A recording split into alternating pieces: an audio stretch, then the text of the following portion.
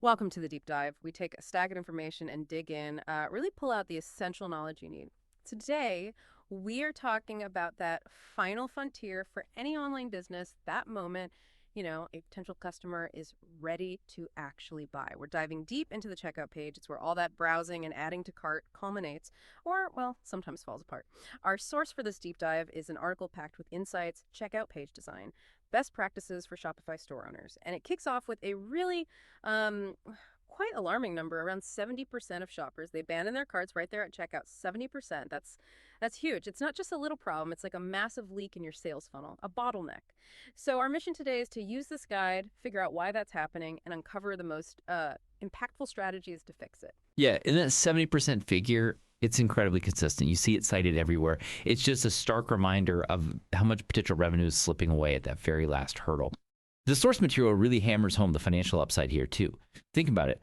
Say your store does maybe $10,000 a month, and your current checkout converts at, say, 25%. If you can optimize things just based on the checkout page and bump that conversion rate up to 35%, you're potentially adding $4,000 in monthly revenue without any extra ad spend, without finding more traffic. It really is some of the lowest hanging fruit for growth. Wow.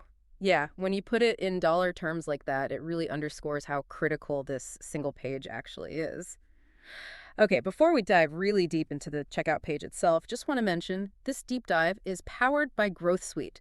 Growth Suite helps you run smart discount campaigns on your store, which, is another key part of turning visitors into buyers. You can test it out for free on your Shopify store. So let's try and visualize this problem a bit more. The scenario, you've done everything right, basically. Customer finds you, loves the product, adds it to the cart, clicks checkout, ready to go. They hit that page and poof, gone, vanished. From the customer side, what's usually going on in those moments? What causes that hesitation or frustration? It almost always boils down to one thing: friction. That's the core idea the article keeps coming back to. Every single unnecessary step, every confusing element asking for too much info, any moment of doubt, it all adds friction. Think of it like wading through mud. The more friction, the slower you go, and eventually you just give up. That 70% number, it represents all those little bits of friction adding up and stopping the sale. Right. Now, the article does give us a bit of good news, especially if you're a Shopify store owner. It says you're starting from a pretty strong position compared to others. That's right, yeah. Shopify checkouts, generally speaking, do tend to outperform competitors quite significantly. The article mentions average conversion rates can be like 15% higher on Shopify.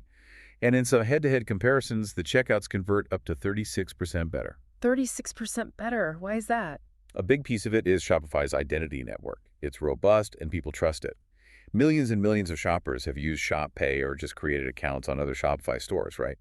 So they've saved their shipping, their payment info securely. When they land on your Shopify store, if they've used it before, boom. Checkout can be incredibly fast because the platform is familiar and their info is ready to go. Okay, so there's this built-in advantage, which is great. Definitely a head start.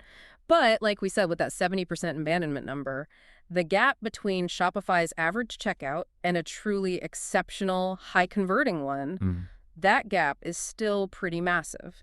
And that's where a lot of money is still being left behind. So the strategies we're about to dig into, they're all about closing that specific gap, right? Maximizing potential. Exactly. It's about going from good to great. Okay, let's start with the absolute fundamentals then. What exactly is the checkout page beyond just the place to enter a credit card? What role does it play? Well, technically, yeah, it's the final step. Confirm the order, enter addresses, give payment details. Simple enough. But it's also, crucially, the last major interaction they have with you before they officially become a customer. So it leaves a lasting impression. It really shapes their perception of your brand's professionalism, your trustworthiness. Okay, makes sense. So what are the non-negotiable elements it needs? The source lists a few key things. First, a super clear summary of exactly what they're buying: items, quantities, prices. No ambiguity. Second, streamlined form fields. Only ask for what you absolutely need to complete the transaction. Third, multiple payment options. Give people choices. Fourth, strong security assurances. They need to feel safe. And fifth, totally transparent shipping info options, costs, estimated times. No surprises there. Got it. Clear summary, lean forms, payment choice, security, shipping transparency. That's the foundation. So let's start optimizing. How much does just the basic structure, the layout of that page actually matter? Oh, it matters profoundly. Think about walking into a store.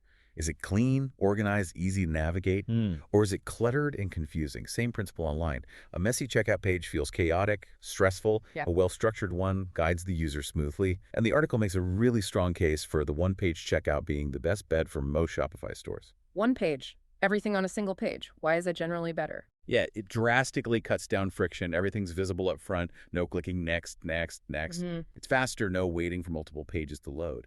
And it reduces the chances of someone dropping off midway because, well, there is no midway step to drop off from. The article cites studies showing that moving to a one-page checkout can boost conversions by up to 21%. It's just more efficient for the user generally. 1%. Yeah. Just from putting it all on one page. Potentially, yeah. Yeah. Now, there might be niche cases for multi-page, maybe super complex custom orders, or if you desperately need to track exactly which step causes drop-off.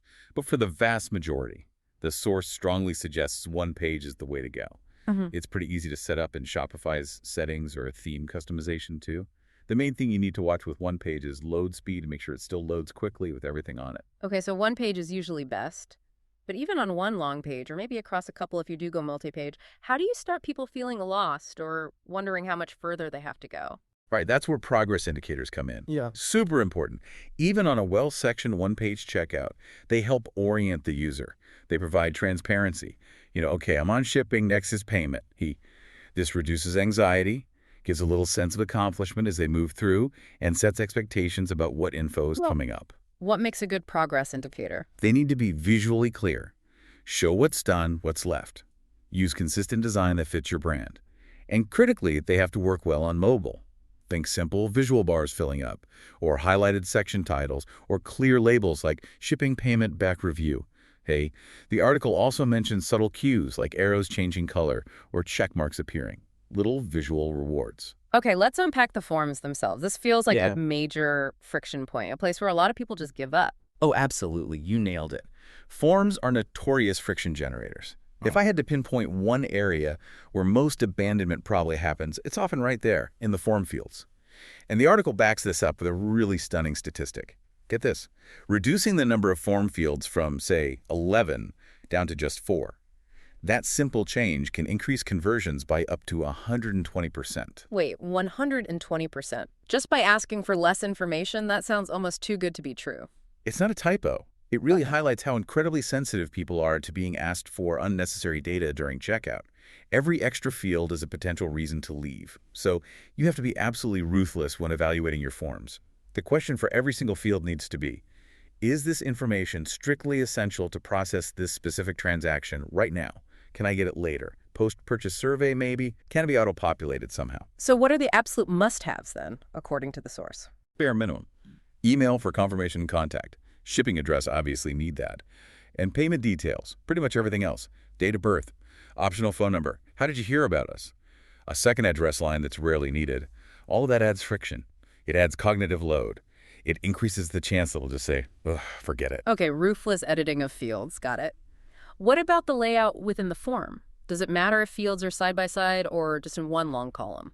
Another area with surprisingly clear data. Single column layouts almost always win. The article cites studies showing conversion increases of up to 15.4% just by switching to a single column. 15%? Why such a difference? It creates a much clearer visual path for the eye to follow. Straight down. There's no confusion about where to go next, which field is next, especially critical on mobile where horizontal space is limited. Multi-column can feel confusing, zigzaggy. Makes sense. Any other quick tips for form layout? Yeah, definitely. Group related fields together logically, like all the address fields. Use clear labels and position them above the input field, not inside it. Placeholder text inside the field is okay for hands, but it disappears when you type, which is bad for usability and accessibility. Labels above are always visible. Right. The disappearing placeholder label drives me crazy sometimes. Okay, what about when someone makes a mistake, a typo in their email or zip code? Error handling. Crucial. Real-time validation is the gold standard. Give immediate feedback as they type, if possible, or right after they move out of a field. Don't wait until they hit submit to tell them 5 things are wrong. And the error messages themselves. They need to be specific, not just invalid input. Tell them what's wrong, like, please enter a valid 5-digit ZIP code. Position the message right next to the field in error. Make it visible, maybe use color, but don't make it alarming. And most importantly, tell them how to fix it. and definitely prevent form submission if there are still errors present. Okay, so they're navigating the fields, maybe fixing a small error, but now they're entering sensitive stuff. Address, credit card. Trust becomes absolutely paramount here, right? I know I get nervous if a site feels even slightly off at this stage.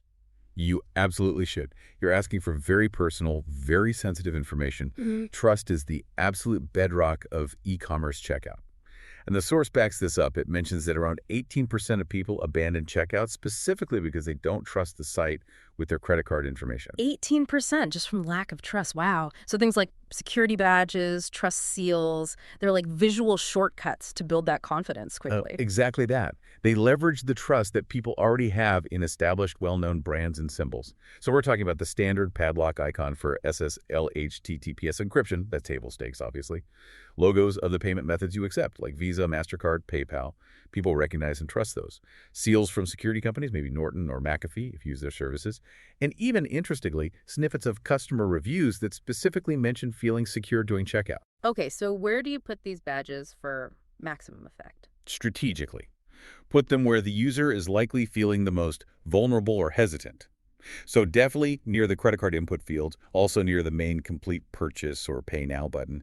And having some presence in the header or footer just consistently visible can help too. Shopify makes adding these badges pretty straightforward in the customization settings. And of course, using something like Shop Pay inherently builds trust because it leverages Shopify's own secure platform that millions already use. But trust isn't just about security logos, is it? Being transparent about policies seems just as important for building confidence. It's huge. People hate surprises, especially when money is involved.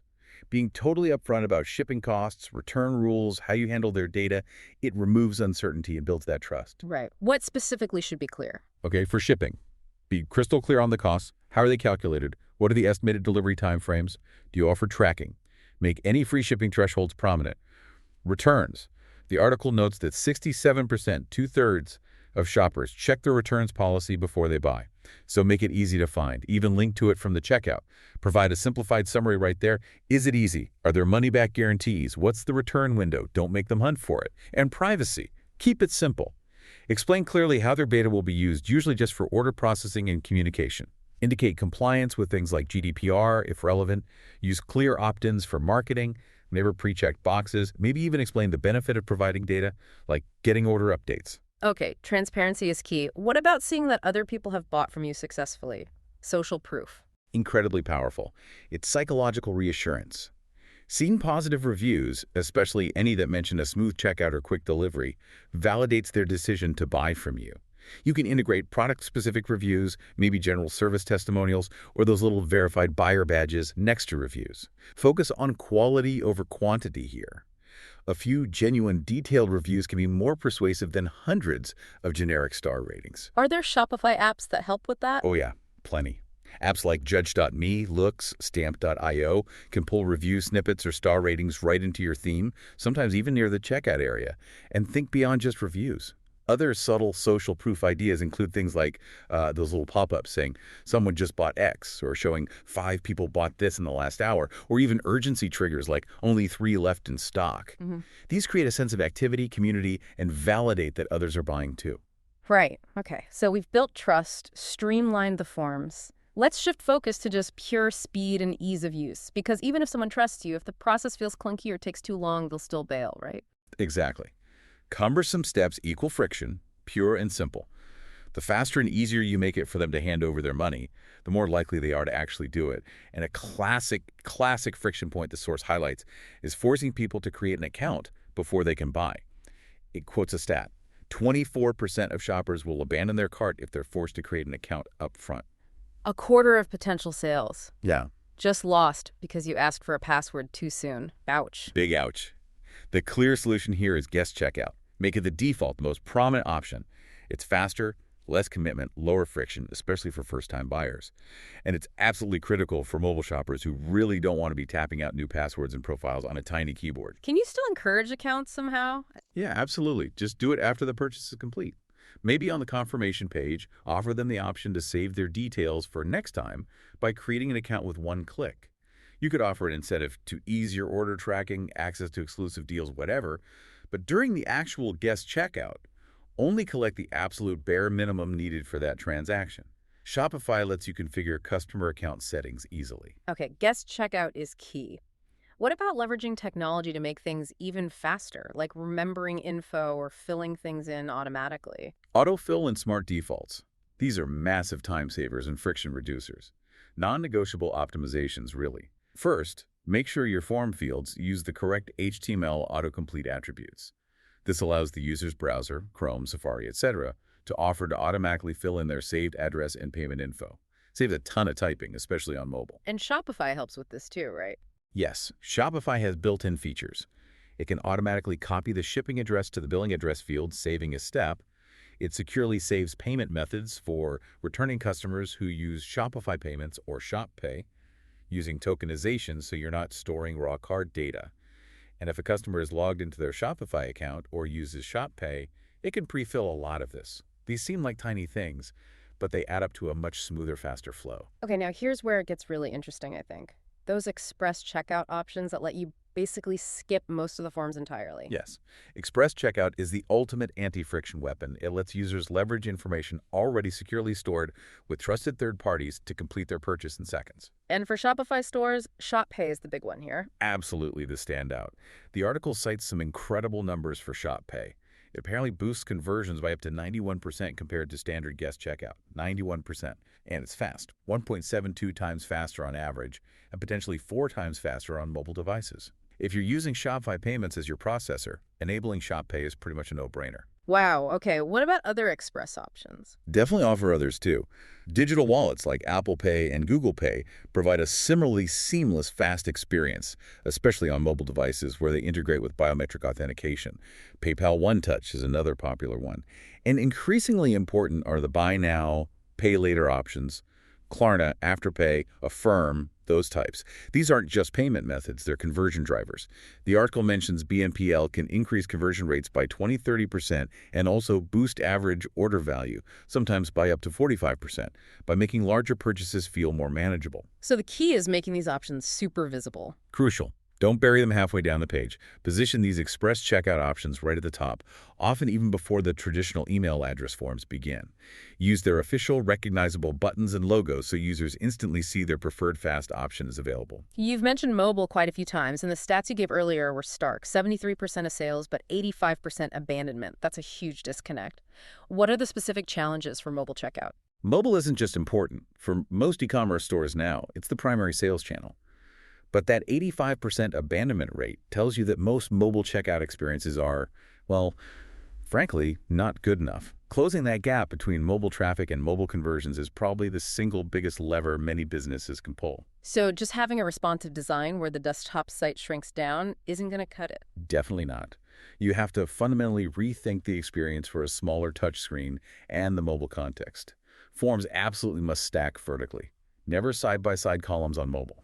Buttons, links, any tappable element needs to be large enough for a thumb. The article suggests aiming for a minimum target size of 44 by 44 pixels. You also need adequate spacing between tappable elements, at least 8 pixels, to prevent fat finger errors. And font sizes need to be easily readable without pinching and zooming. Aim for at least 16 pixels for body text. What about performance on mobile? Load times? Even more critical on mobile. People are less patient, often on less reliable network connections. Aim for load times under 3 seconds if possible. This means aggressive image compression, minimizing code, leveraging browser caching, maybe deferring non-critical scripts. Tools like Google PageSpeed Insights or Lighthousers are essential for diagnosing mobile performance bottlenecks. And those forms we talked about, they must be particularly painful on a mobile keyboard. Huge challenge. That virtual keyboard takes up half the screen sometimes. So use the correct input types for form fields. Type email brings up the email keyboard with the @ symbol, type tel or type number brings up the numeric keypad. Small things, big usability impact. Wherever possible, use selectors, drop-downs, or steppers instead of requiring free-form typing. Consider if you can auto-advance the cursor to the next field logically, and double-check that your browser autofill implementation works smoothly on mobile browsers too. Anything else specific to mobile usability? Yeah, just reiterating touch friendliness. Large buttons, good spacing. Make sure controls like radio buttons or checkboxes are easily tappable. Avoid anything that relies on a mouse hover effect, as that doesn't translate to touch. And always remember the mobile context. Users might be on the bus, waiting in line, easily distracted, so clarity and simplicity are paramount. Concise text, minimal steps, really obvious visual cues about where they are and what to do next. And you absolutely have to test this on real phones, not just simulators. Oh, absolutely crucial. Emulators and developer tools are okay for a first pass, but they don't replicate real-world network conditions, performance variations, or finger interactions perfectly. You need a testing strategy that covers a range of actual devices, different iOS and Android versions, popular screen sizes, common browsers like Chrome and Safari Mobile. Ideally, test on both newer and slightly older devices to check performance. User testing, watching real people try to check out on their own phones, is invaluable. See where they get stuck. Does the keyboard block a crucial button? Do they mistap? Does Apple Pay actually work? Then prioritize fixing the issues that clearly impact conversion. Okay, almost there. Let's talk about the payment methods themselves, the final step. Still a point of potential hesitation. It absolutely is. It's the moment of commitment, handing over the money. If their preferred payment method isn't there or that the process feels complicated or insecure right at the end, they can still back out. Yeah, no, I've definitely abandoned a purchase just because they didn't take PayPal or I couldn't be bothered to find the right credit card. Exactly. And you're definitely not alone. The research cited shows 56% of shoppers expect a choice of payment options, so you need the standards. Credit and debit cards, probably PayPal. But increasingly, customers expect those digital wallets we mentioned, Apple Pay, Google Pay, and the BNPL options are becoming almost standard expectation now too. Depending on your target market, you might even need country-specific methods like Ideal or Bank Contact. How easy is it to add these in Shopify? Shopify makes it relatively straightforward. Shopify Payments covers cards and Shop Pay. You can enable PayPal easily. There are settings for enabling alternative payment methods like Amazon Pay or crypto. And BNPL providers often have dedicated Shopify apps for integration. The key is knowing your audience and offering the methods they actually prefer and trust. Okay, so offering the right options is step one. How do you make the actual process of paying smoother? Saved payment methods for returning customers are golden. This is what enables that near one-click purchase experience. It relies on secure tokenization. You're not storing the card number, just a secure token that references it via the payment processor. So make it easy for logged-in customers or Shop Pay users to simply select their saved card without re-entering everything. Can one click be too easy sometimes? Security concerns. That's a balance. You still need appropriate security and fraud prevention, but you can streamline it. Maybe leverage biometric authentication on mobile, Face ID, fingerprint instead of passwords. Perhaps only require the CVV code again for a saved card. And definitely reinforce security messaging right at that point. Secure payment, your data is encrypted, without adding friction. And right before they finally hit that Pay Now button, they need one last look, right? The order summary. Yes, that final sanity check. The order summary needs to be absolutely crystal clear. Show the product details again, maybe even thumbnail images. Itemize all the costs clearly, subtotal, taxes, shipping. If discounts were applied, show the original price and the savings, and make the final grand total extremely prominent and unambiguous. No confusion about exactly how much they're about to be charged. Okay, they hit pay, transaction goes through. What happens next? Immediate confirmation is vital. Don't leave them hanging. First, a clear success or thank you message right there on the page. Provide the order number immediately. If possible, provide tracking information or an estimate of when it will be available. Briefly explain the next steps. You'll receive a confirmation email shortly. And provide clear customer service contact information in case they have questions. Then, follow up immediately with that confirmation email. And for mobile orders, sending an SMS confirmation as well is often a good idea. Multi-channel confirmation reinforces the purchase and provides peace of mind. Wow. Okay, this feels like a lot of potential changes, a lot of levers to pull. Is this something you just fix once and you're done? Or is it ongoing? Oh, it's definitely not a one-and-done task. Checkout optimization is a continuous process. It's about measurement, testing, learning, and refining based on how your specific customers actually behave on your site. So testing becomes really important. How do you test these changes effectively? A/B testing is your best friend here. It's the data-driven way to know if a change actually improves things. You can test almost anything we've discussed. One-page versus multi-page layouts, different button colors or text, buy now versus complete purchase, different arrangements of form fields, adding or removing trust badges, different styles of progress indicators. What are the keys to good A/B testing? The source highlights a few best practices. Critically, test only one thing at a time. If you change the layout and the button color, you won't know which change caused the result. Run tests long enough to get statistically significant results. Don't just run it for a day. The article suggests aiming for at least, say, 100 conversions per variation as a rough guide. Be mindful of seasonality or specific marketing campaigns that might skew results. And segment your results. Does the change work better for mobile users? For new versus returning visitors, Shopify has some built-in A/B testing capabilities. Various apps in the App Store help with this, and you can integrate with third-party tools like Google Optimize. Okay. Testing tells you if a change works, but how do you know where to focus your efforts? What numbers should you be constantly watching? Several key metrics. The big one, obviously, is your overall checkout abandonment rate. What percentage of people start checkout but don't finish? Also track the average time it takes users to complete the checkout process. Faster is generally better.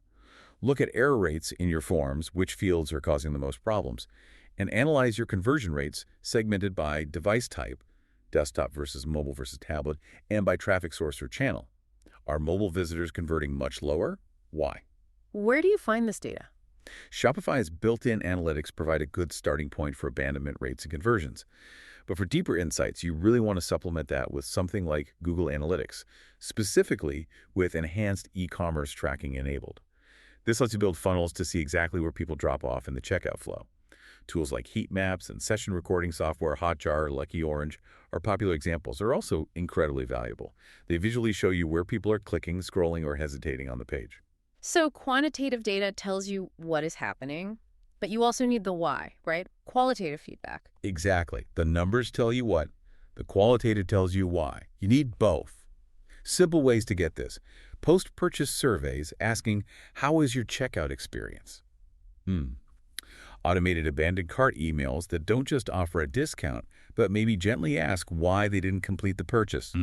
Conducting user testing sessions where you watch people try to check out and ask them to think aloud, and just listening carefully to feedback that comes through your customer support channels about checkout problems. So you gather all this data, the numbers, the feedback, and then what? Then you use it all to build an informed optimization roadmap. Prioritize the changes you want to test based on potential impact. Which issues seem to be causing the most abandonment, how difficult they are to implement, and how they align with your overall business goals. Document everything you test and the results. Learn from failures as much as successes, and establish a regular cadence for reviewing metrics and planning new tests. It's about continuous improvement. Those small, incremental gains really compound over time to significant revenue growth. Wow. Okay. We started with that, frankly, quite scary 70% abandonment statistic. But it feels like we've really unpacked why that happens and, more importantly, found a whole toolkit of specific, actionable steps based on the source material to actually tackle it. From cleaning up layouts and forms to building trust with badges and policies, enabling lightning speed with express checkout, making it work beautifully on mobile, getting payments right. It really seems like dialing in that checkout experience is perhaps the single most impactful thing a Shopify store owner can do for their bottom line. Absolutely. The amount of potential revenue just sitting there trapped in that abandonment rate is immense for most stores. Focusing on smoothing out that final step directly converts interested browsers into paying customers, often without needing to spend a single extra dollar on acquiring new traffic. It's pure optimization. So after hearing all that, the impact of friction, layout, trust, speed, what does this all mean for you listening? What single change, maybe just one thing from this discussion, are you going to test on your Shopify checkout page this week? It feels like there's real money waiting to be claimed there. And remember, this deep dive into optimizing your checkout experience was powered by Growth Suite. Just like optimizing your checkout removes friction in completing the purchase, Growth Suite helps you reduce friction in offering the right discount at the right time. It uses AI to analyze visitor behavior, understand their intent, and then automatically offer personalized discounts precisely when they're most likely to convert, boosting your rates. It's designed to integrate smoothly with your Shopify store, running smart, targeted discount campaigns that feel timely, not random. You can test it out for free on your Shopify store.